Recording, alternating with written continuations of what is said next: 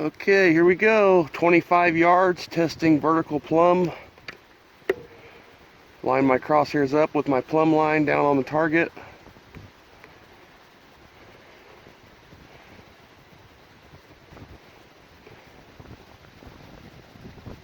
Making sure I'm staying parallel as much as possible.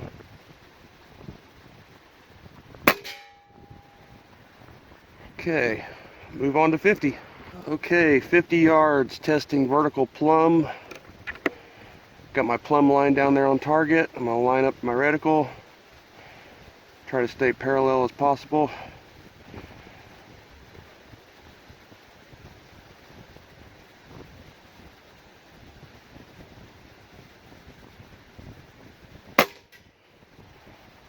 Woo!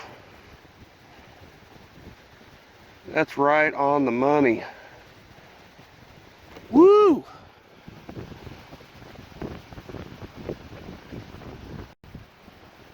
Even in this wind and everything, that is on the money, and the target's flapping down there. Wow.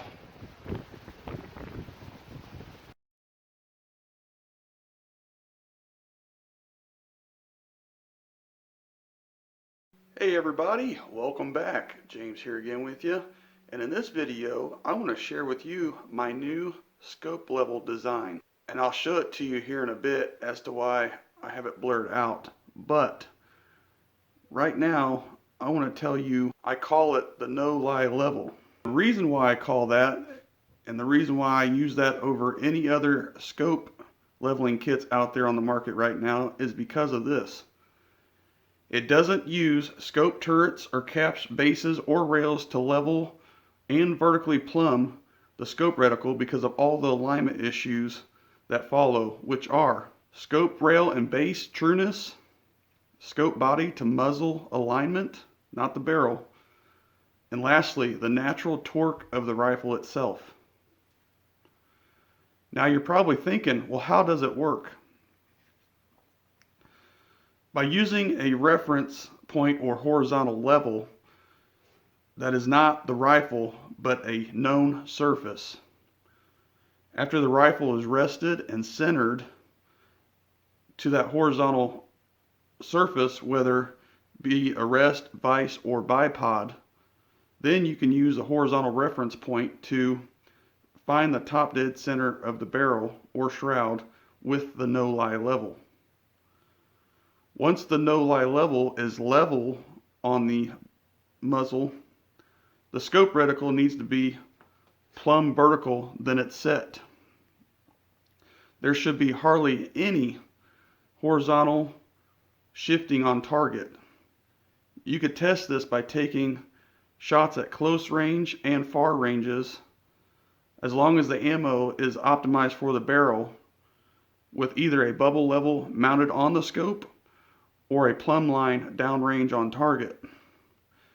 Let me show you exactly what I'm talking about with my Air Venturi Avenger 25 cal with the Simmons 4x32 scope that had the scope reticle plumb and level in the rings from factory according to Simmons when I did the video on STKO with the scope. So you can see the side shot right here through the scope, and it's pointing down on the wall where my plumb line is hanging vertically, naturally by gravity. So I'm going to show you what this is real quick. So here it is. This is my no-lie level. It's a real thin sheet of PVC that I calibrated with a bubble level by weight, and I'll show you how to use it now. So first, as I mentioned, the horizontal surface. This is a countertop I have here. You can do this again. The gun is on a bipod, rest, or vise. Now I set this down on here, and you can see, let me get it in the frame, how level it is. It's just a hair angled away. So it's sloping downward to the right. And I can verify this with another level just to show you guys. And you're probably thinking, well, why can't I just use this level? Because there's not enough surface area, and I'll explain that here soon. So you can see that the gun on the bipod and everything is angled at the way the countertop is sloping down. So now I'm going to go ahead and put the no-lie level on the muzzle end here. And what I'm doing is matching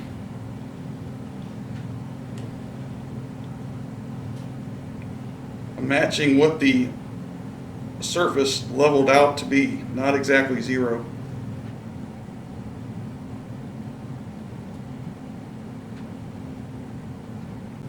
There we go.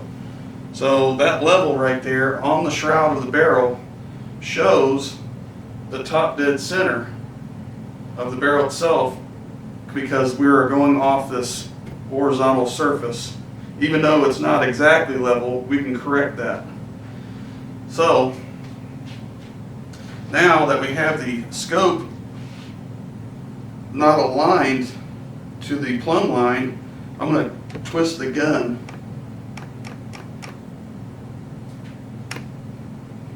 to get the alignment correct on the string downrange,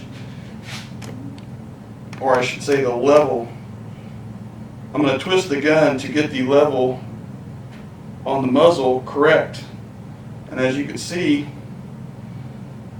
the scope from factory, from Simmons, is just a hair off. Not by much, but when you're shooting at a far range, below those crosshairs, that trajectory means everything. And at that angle, that pellet's going to veer off to the left or right no matter how good it groups, depending on which way your scope is canted. So again, that was from factory. So now I'm going to correct it. As you can see, my plumb line down here, I'm going to reset the reason why I got the string on the no light level, just in case it does slide off, but the PVC gives you enough surface area and acts as a wing to balance it out better. Okay, now that I have the no-lie level back to the spot it was at, going off of this surface, I'm going to extend my bipod leg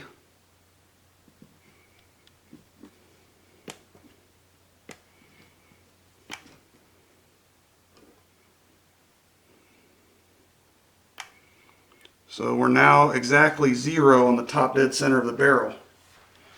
And you can see, again, clearly the scope is not plumb. The scope reticle is not plumb. So now we can adjust this out by twisting the scope. You should be able to adjust the scope reticle now that the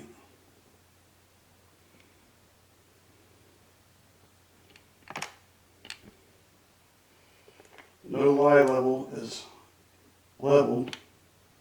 It's so hard doing this with the side shot, but I just want to show you guys so you can see what I'm seeing. Alright.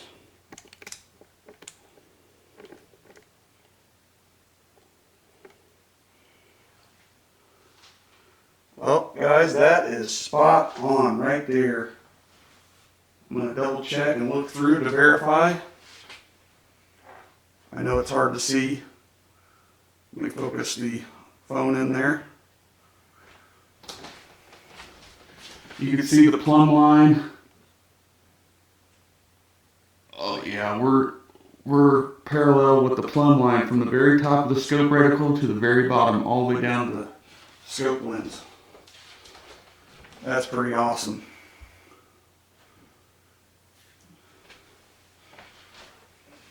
So now I'm going to get the scope range torqued up, and we're going to take it outside and shoot it compared to what I was getting beforehand, and hopefully see a noticeable difference, because I've already tried this on many different rifles. But again, the scope was set from factory, leveled and zeroed, and that really does not matter because you're mounting it to the gun here.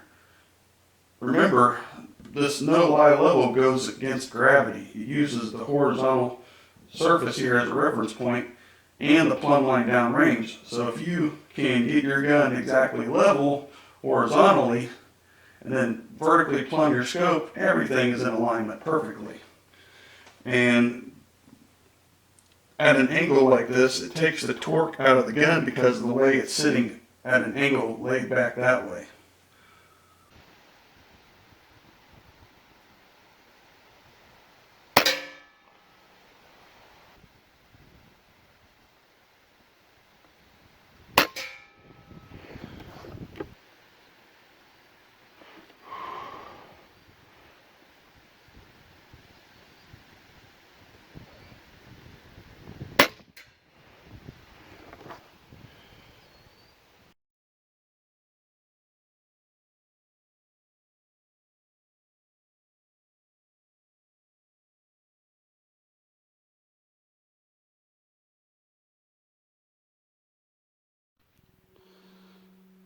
Now, I'm sure a lot of you probably have a lot of questions right now asking, one of them being, how much are you going to charge for this design?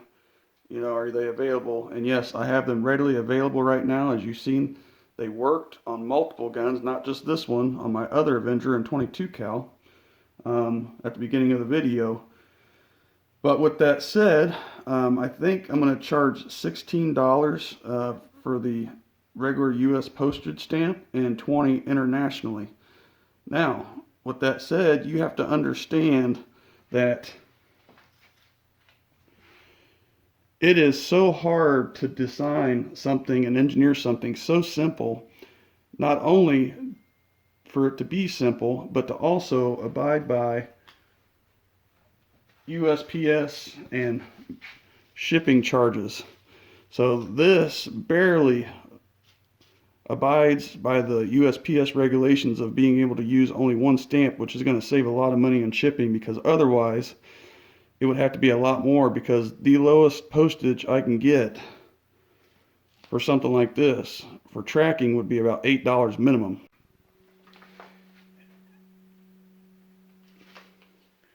And also, for that cost, I'm even going to include a plumb line so you can get set up and ready to go right out of the envelope as soon as you get it delivered. So that's definitely, in my eyes, not a bad deal. Plus, I have to calibrate each and every one of them by hand to make sure that's set. And all this right here together can get your scope leveled at a super fraction of the cost of the next best thing.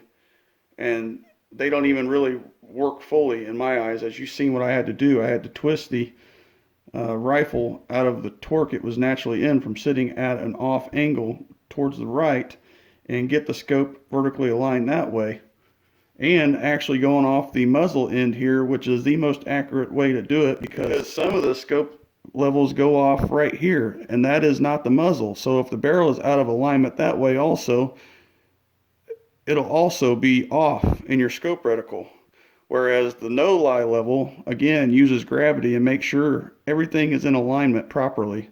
And as you've seen those shots, even in wind, which a lot of people I'm sure have mistaken their scope reticle being a hair off at farther distances for wind, because you wouldn't know that. So now you're probably thinking, you're probably like, well, James, I don't have a bipod, I don't have a gun vise, I don't have anything to set my gun in. What can I use to get my gun level and centered as possible to make sure that my scope is centered? So again, make sure you have a horizontal flat surface, which most of us do. Most people have a countertop. And I went the extra mile for you guys to show you something that I want to share, and that most of us have in the household that'll actually work to get the same thing done if you don't have a bipod, a gun vise, or a rest of any sort. So let me show you here. So what I have in my hands is a pair of sunglasses, a pair of pliers, it doesn't matter as long as you have the style of handle like this, and a roll of toilet paper.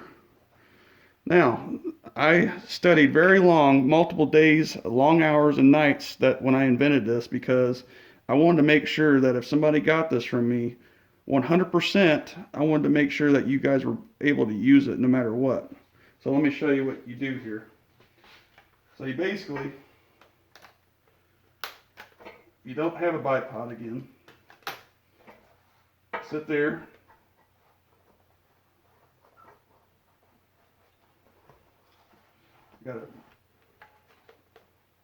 You want to get the pliers as close to the balance point of the rifle itself as you see. Now, you stuck the pliers handle in the stock. You take the sunglasses, and we're going to use the bridge of the nose piece here and stick it under the stock here at the very end. And you're probably thinking, why? What's the point of this? Well, the reason why this design works so well, again, because it's called the no-lie level, it uses natural gravity. And this point and the tip of the barrel, the tip of the muzzle, is the two balance points of a rifle. Even though you have a mid balance point that causes it to tilt forward or backward, right there where just a hair backward from the pliers, the two balance points that keep the rifle straight vertically is the back end here and the front end. So I'm going to go ahead and make sure that this is still centered in here. Just press down on them. The V shape will actually center your gun up pretty good, pretty close. And we're going to test this.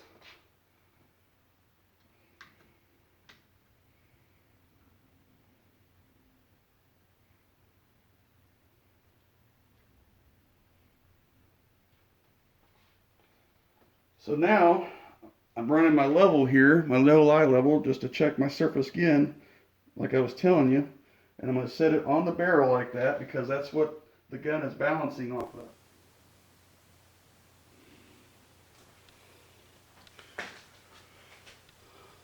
So now that the no-lie level is matching this horizontal surface, I'm going to go ahead and stick you guys in the scope here and show you.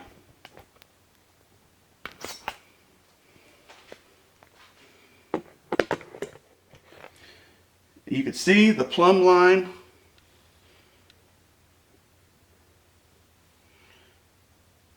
and the no-lie level is straight through the scope cam and the reticle. That is spot on. The gun just naturally wants to torque because of the way it's sitting. But the reticle and the plumb line downrange are parallel now with the no-lie level, and it's spot on. As you can see, because we did it before. So this is an alternative method. If you want to do it this way, if you don't have a bipod, a vise, a gun rest, again, I really spent a lot of time to find an easy way to do this if you don't have any of that stuff and you don't plan on going out and buying it, because some of it can be very expensive to most people. Well, everybody, I appreciate you watching, and if you're definitely interested in this, I'll leave my info in the comment section below in a pinned comment. I appreciate you all as always, and again, I hope this piqued your interest as to finding whether or not your scope reticle is perfectly centered on your rifle or not, and that way you can make the most accurate shots at farther ranges, because again, like I mentioned previously, some of you might have claimed that it was due to the wind because of your reticle being off, and that could make you think it was the wind pushing your projectile to one side or the other. But if your rifle cant or your scope cant is off, that's not helping either. So again, I hope to see you on the next video. Thanks for watching.